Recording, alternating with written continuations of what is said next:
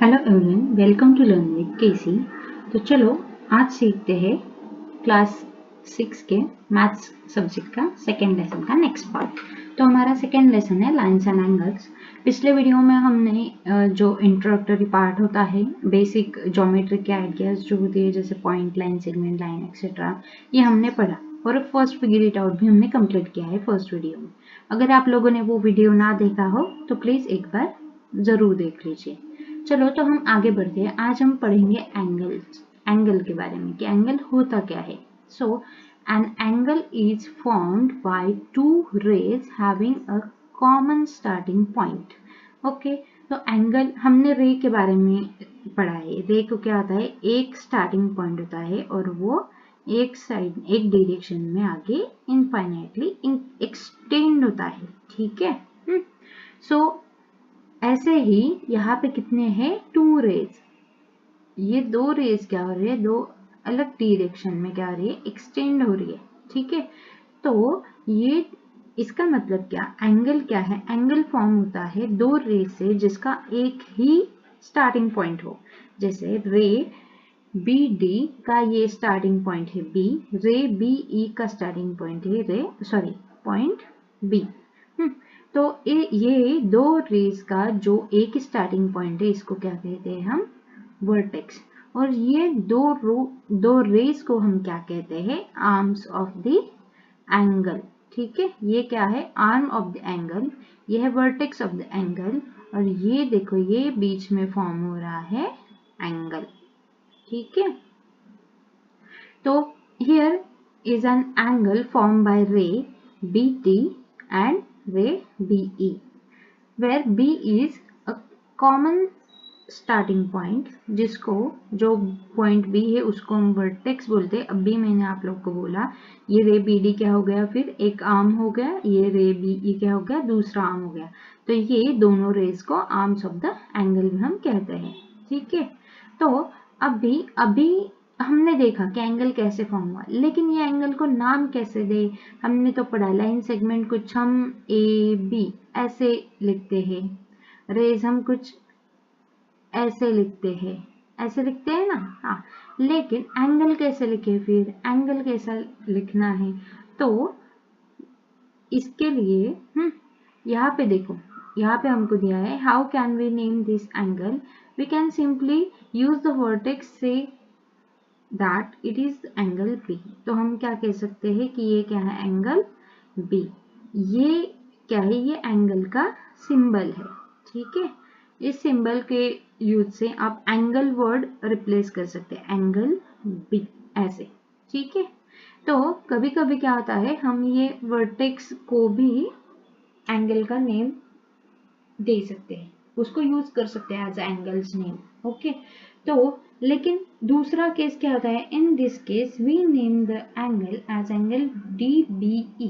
तो एंगल को दूसरा एक कैसे नाम दे सकते हैं, ये यहाँ ये डी, ये बी और ई, तो ये क्या हो गया, एंगल डी बी ई।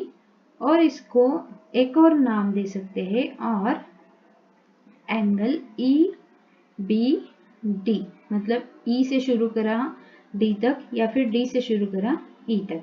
ये जो हमारा वर्टेक्स है, वर्टेक्स जहाँ पे दो रेज कनेक्ट हो रहे हैं, स्टार्ट हो रहे हैं, ये बीच में आना चाहिए, इतना ध्यान रखना है हमको। ठीक है, so I hope you have understood this so far.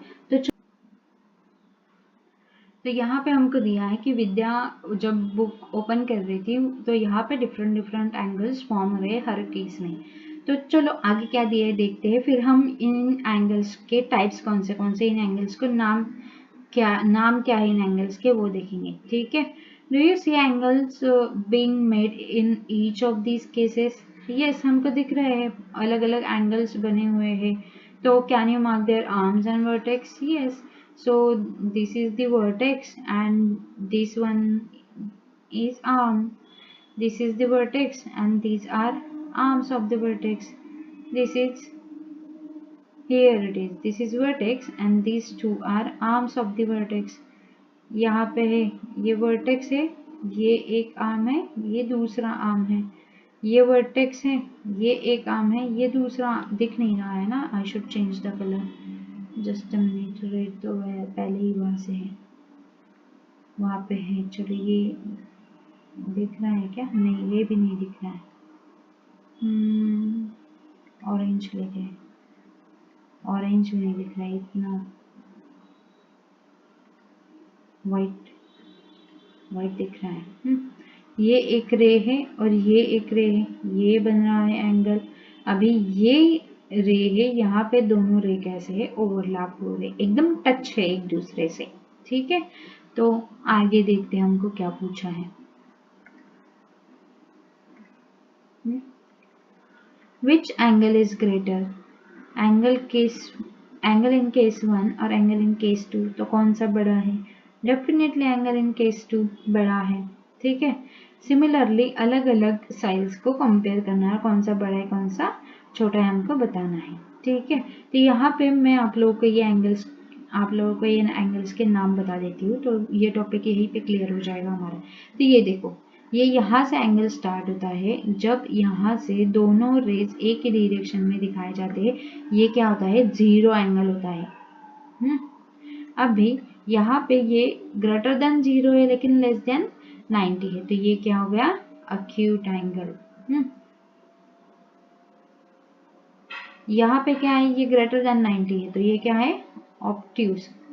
Right angle कौन सा होता है 90 डिग्री का? ये जो फॉर्म हुआ ये राइट एंगल है। ठीक है, राइट एंगल ये होता है 90 डिग्री का। ये होता है लेस देन 90 डिग्री का, ये होता है ग्रेटर देन 90 डिग्री का। अभी ये क्या है? ये स्ट्रेट एंगल है। स्ट्रेट एंगल का मेजरमेंट क्या होता है? 180 डिग्री होता है। ठीक है, ये कौन सा है? रिफ्लेक्स एंगल है। रिफ्लेक्स एंगल है। ये भी क्या है? रिफ्लेक्स एंगल है।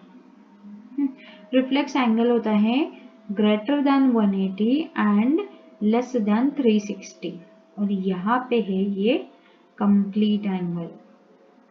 कंप्लीट एंगल क्या होता है? Is equal to 360 degree. I hope you have understood this part. चलो आगे बढ़ते हैं। यहाँ पे हमको दिया है the size of an angle is the amount of rotation or the turn that is needed about the vertex to move the first ray to the second ray। मतलब ये वर्ड पहले वाले आर्म से लेके दूसरे वाले आर्म तक जाने के लिए ये इतना अमाउंट है ना, ये क्या है? हमारा एंगल डिफाइन करता है। अमाउंट ऑफ टर्न, अभी एंगल्स को ना टर्न्स में भी मेजर करते हैं। जैसे अब ये हमारा क्या है? सर्कल। ये 360 डिग्री का होता है। ठीक है, तो इसको अगर हम 4 इक्वल पार्ट्स में डिवाइड कर ले तो ये क्या हो जाता है? हमारा 1/4 टर्न हो जाता है। इसको अगर हम 2 इक्वल पार्ट्स में डिवाइड कर दे तो ये क्या हो जाता है? हाफ हो जाता है। इसका मतलब जब भी एंगल कुछ ऐसा हो, ऐसा, तो ये क्या होता है? 1/4 टर्न होता है। ठीक है, अगर एंगल कुछ ऐसा हो जैसे स्ट्रेट एंगल, तो ये क्या हो जाता है? हाफ टर्न हो जाता है। अगर एंगल कुछ ऐसा हो तो ये क्या हो जाता है? 3/4 टर्न हो जाता है। और एंगल अगर पूरा ये टर्न कुछ ऐसा हो तो ये क्या हो जाता है? फुल टर्न हो जाता है। ठीक है, आई hope you have understood this part. तो चलो बढ़ते हैं आगे। अगर आपको कुछ डाउट हो तो प्लीज़ एक बार कमेंट बॉक्स में ज़रूर पूछ लेना, मैं आपके डाउट्स ज़रूर क्लियर करूँगी। ठीक है, तो हमने देखा है वर्टेक्स क्या होता है? जहाँ पे 2 आर्म्स कनेक्टेड होते हैं, जहाँ से शुरू हुए होते हैं 2 रेज, वो वर्टेक्स होता है। Look at the picture. यहाँ पे ये पिक्चर्स दिए हैं, यहाँ पे कौन से एंगल्स फॉर्म हो रहे हैं ये हमको बताना है। सिंपली ये यहाँ पे एक एंगल फॉर्म हो रहा है, ये है एक एंगल, यहाँ पे ये है। आपको आइडेंटिफाई करना है कौन सा एंगल है। ये अक्यूट एंगल है, ये अक्यूट एंगल है, ऑब्ट्यूस एंगल है, अक्यूट है, ऑब्ट्यूस है, अक्यूट है। ये भी क्या हो रहा है? अक्यूट हो रहा है ना। ये क्या है? ये बॉक्स में यहाँ पे दिया हुआ है, ये भी अक्यूट है। ऐसे हमको अलग अलग एंगल्स जो फॉर्म हो रहे हैं वो आइडेंटिफाई करना। अभी हमको नेक्स्ट फिगर इट आउट दिया है, ये हमारा फिगर इट आउट 2 है। सो फर्स्ट क्वेश्चन दिया है can you find the angles in the given picture. हमें इन दिए गए पिक्चर्स में से एंगल फाइंड करना है। Draw the rays and draw the rays forming any one of the angles and name the vertex of the angle। तो हमको यहाँ पे एक करके दिया है, एंगल बना है, एंगल के नेम लिखने हैं और वर्टेक्स लिखने हैं। यहाँ पे जो अलग दूसरे पिक्चर्स दिए हैं उन पे हमको सिर्फ एक एंगल बना के दिखाना है, उसका एंगल का नाम लिखना, उसका वर्टेक्स का नाम लिखना। तो यहाँ पे एंगल्स का नेम क्या है, एंगल्स कौन से है, angle A D B and angle B D C, और तीसरा भी होगा एंगल ए डी सी, ये भी होगा। वर्टेक्स क्या है फिर, इधर वर्टेक्स क्या है, सिर्फ डी। नेक्स्ट है, यहाँ पे मैं एक लाइन बना लेती हूँ, ये मेरा एक आर्म है, ठीक है, ये 1 मिनट वो टेढ़ा टेढ़ा बन गया ना, दूसरा बना लेती हूँ, टेढ़ा ही आ रहा है, प्लीज अंडरस्टैंड। तो ये यहाँ पे एक हमारा रे है और ये दूसरा मैं इस डायरेक्शन में ले रही हूँ, ये रे है। अभी मैं इसको नाम दे देती हूँ x y and z।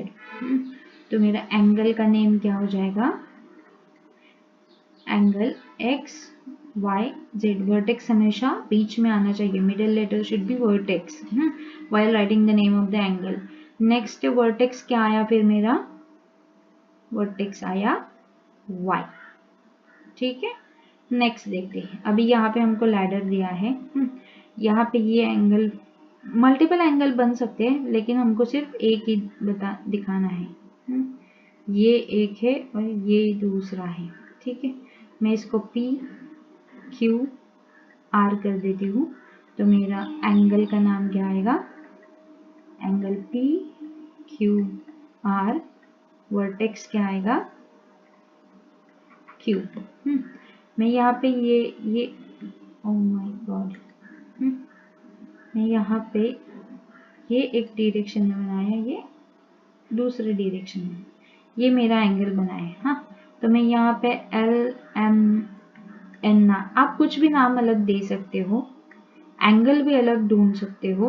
Angle क्या बना हमारा, angle L M N, vertex क्या है हमारा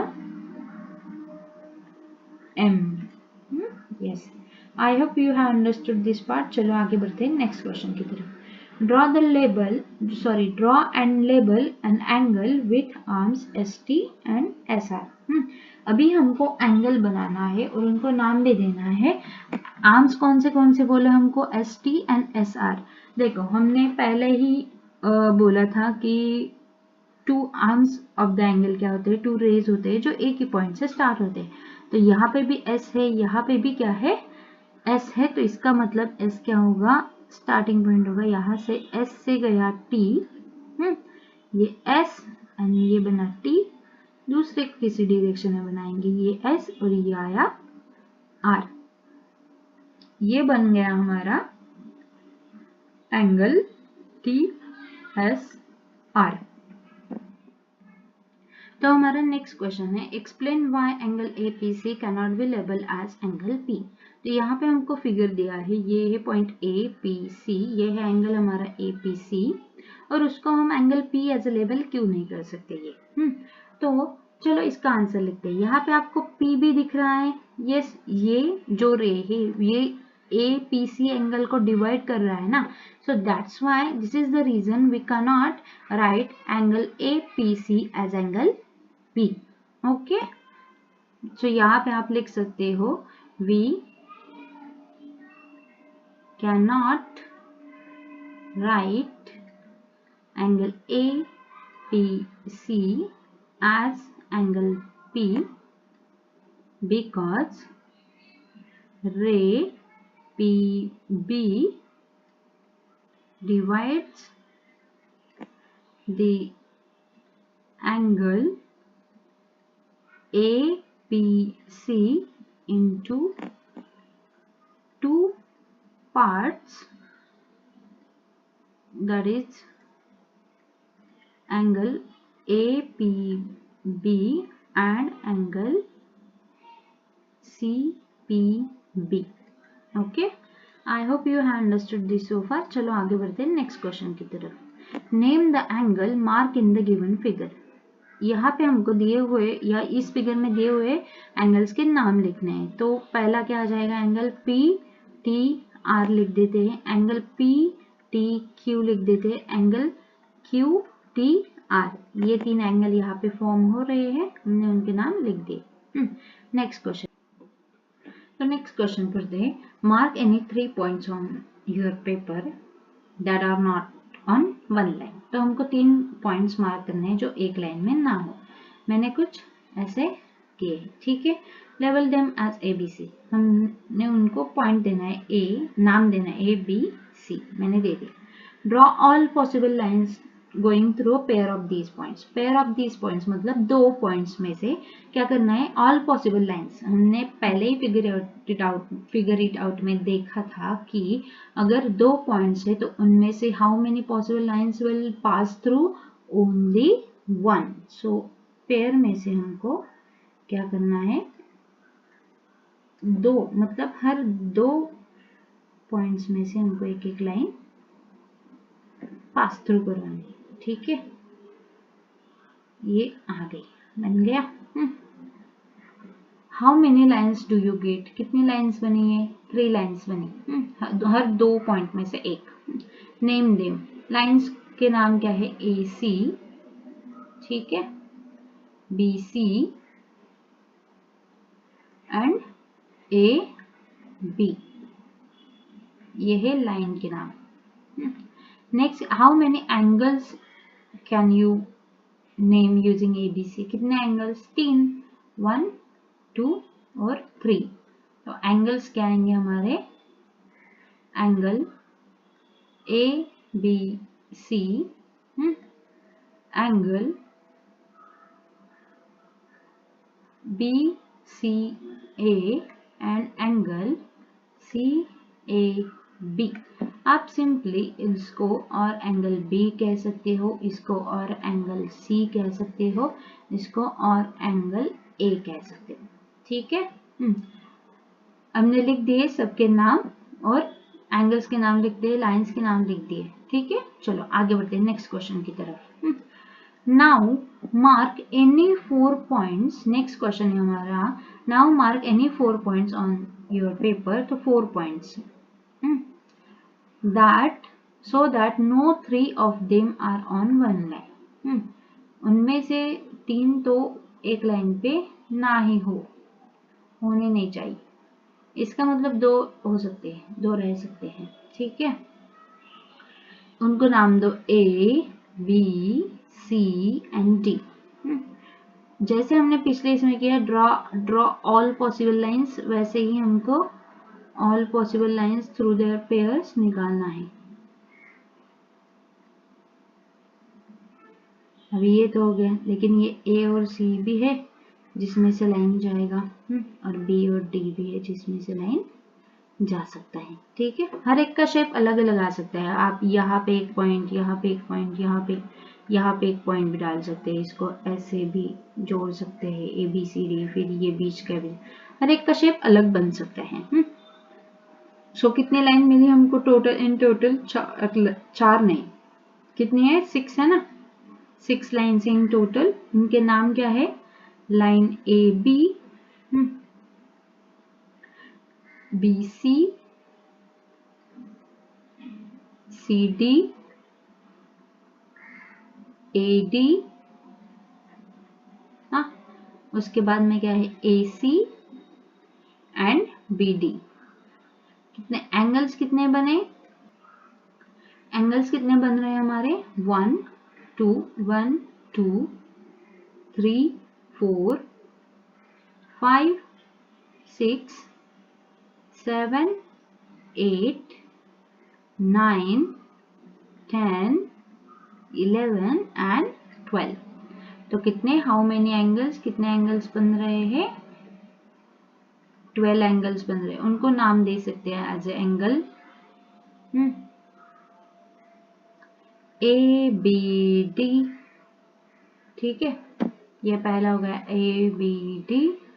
फिर दूसरा आ गया